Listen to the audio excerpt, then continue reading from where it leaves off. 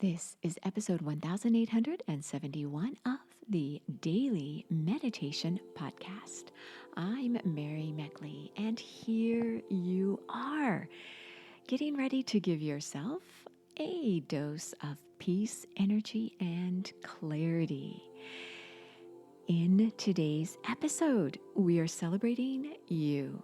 This is the final episode of our 7-part series to detox from stress. In each episode this week, you have discovered a different meditation technique to help you detox. And in the final episode of every series, I always share with you a technique which I feel is one of the most valuable techniques you could do to improve all areas of your life, and that is to do a weekly reflection. You've had a full week of detox meditation techniques, whether you did them as you sat down to meditate or did them throughout your day. You still were focusing with the intention to detox stress. And I encouraged you at the beginning of the episode to select a particular type of stress you'd like to detox this week. And so as you do the meditation technique for today, focus on this type of stress you were wanting to detox this week. And think about how you were able to manage that stress by doing the techniques.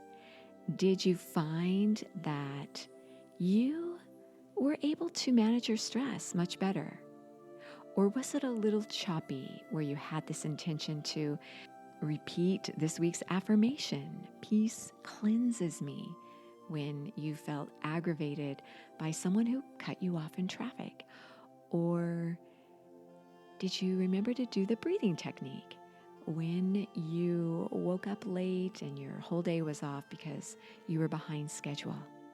Just think about what you did, whether you used the techniques I shared with you or not, what you did this week to help you manage stress. Think of the highlights as well as the low points of your week.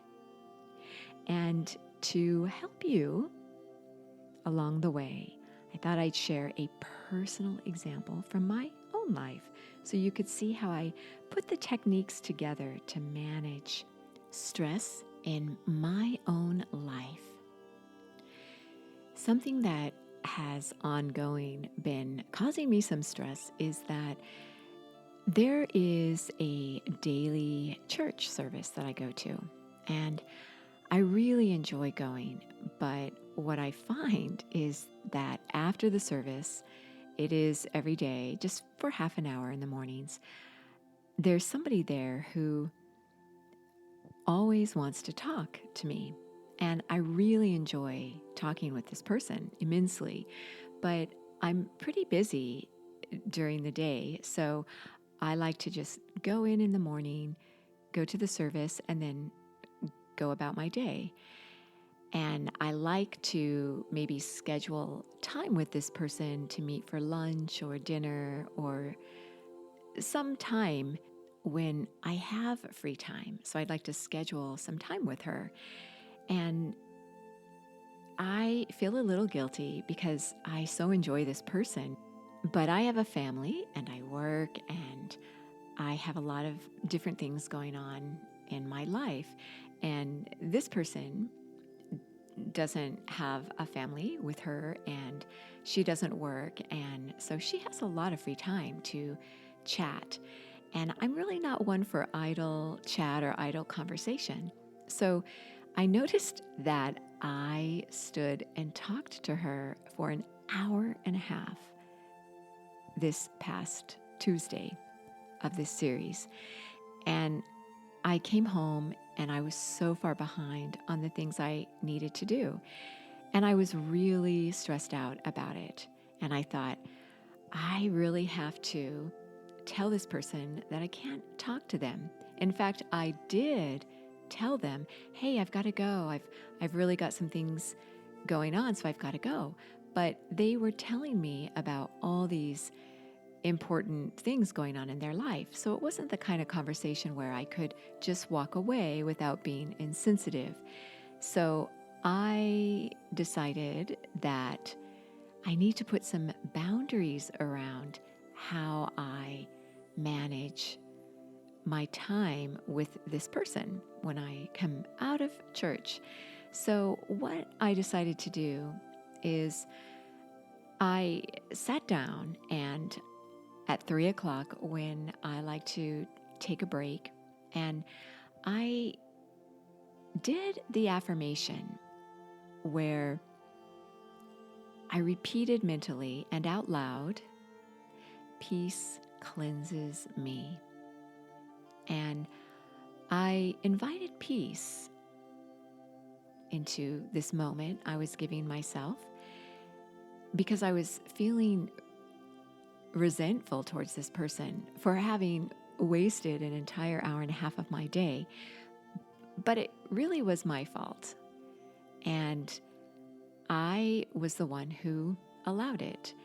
Obviously, this person wouldn't be detaining me to talk if she didn't think that I was really enjoying myself, which I do enjoy talking with her. But I needed to be firm in the boundaries I set with this person.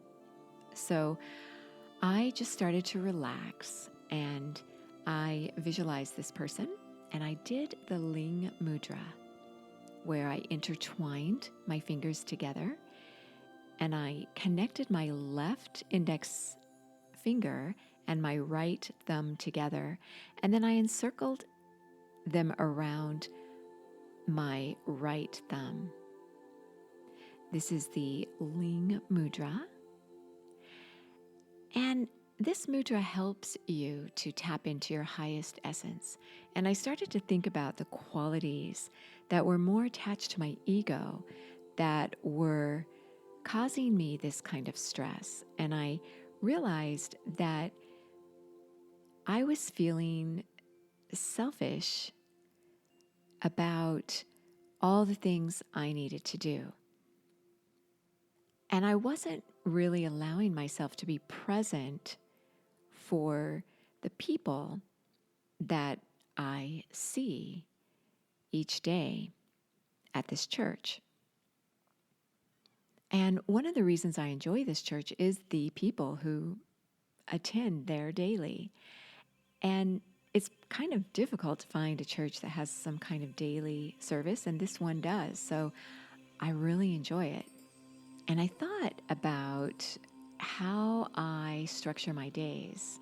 And one of the things that I wanted to include more of in my life was more downtime with people I feel really connected to. And that would be the people that I see in the daily church service. The one on Sunday it's massive, and there's so many people it's hard to connect with anyone. But the daily group is small, and I think it's a great group of like-minded people. So I thought about, why don't I have 2 days a week where I can stand around and chat and connect with people after the service. And then the rest of my week, I can rush out the door and start my day.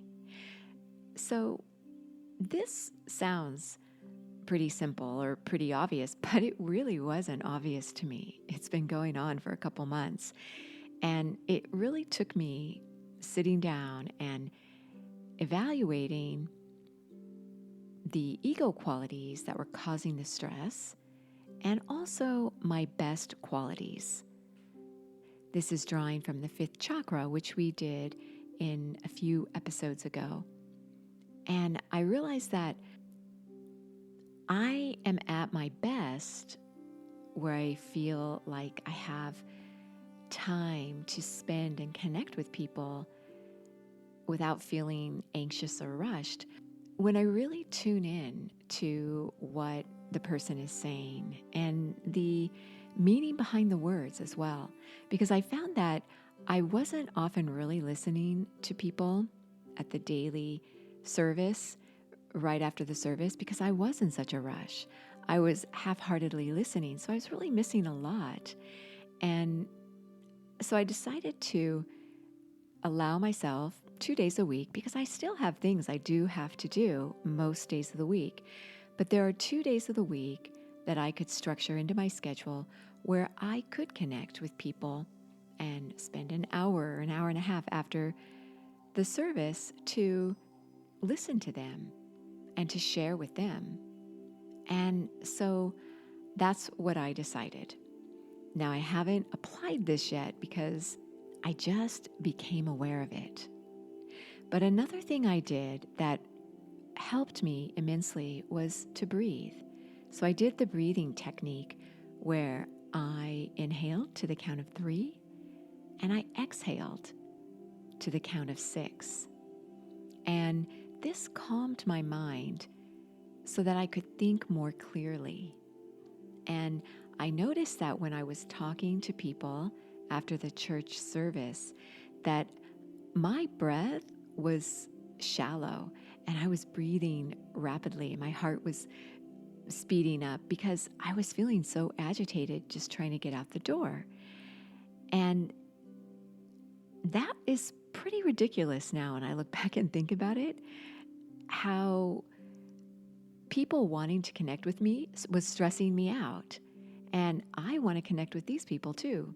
So this is what I decided, and it helped me feel calmer and feel more at peace. And maybe I'll have to switch things up a bit. But I noticed that in general, a lot of times I will feel like I'm wasting time if I'm just chit-chatting with people. And when I look back at my interactions when I feel this way, I think about how much I miss. I miss out on that person because that's how many relationships begin. It's with that small talk that leads to deeper, more meaningful connection. And so I was really cutting myself off from a deeper connection with people because I have this aversion to small talk. So I didn't really realize that about myself, but I noticed it this week when I considered my actions and my ego that was involved and what I can do to tap into those higher, better qualities of myself. So this is how I used this week's meditation techniques to help me manage stress that I really wasn't even aware of until I sat down and reflected on where my agitation was coming from. So I hope this will inspire you a bit to use the techniques in a similar way to get to the root of a cause of any kind of underlying stress or stress that may be in your face. I have so enjoyed sharing this week's stress detox with you. As always, you are so worth slowing down for.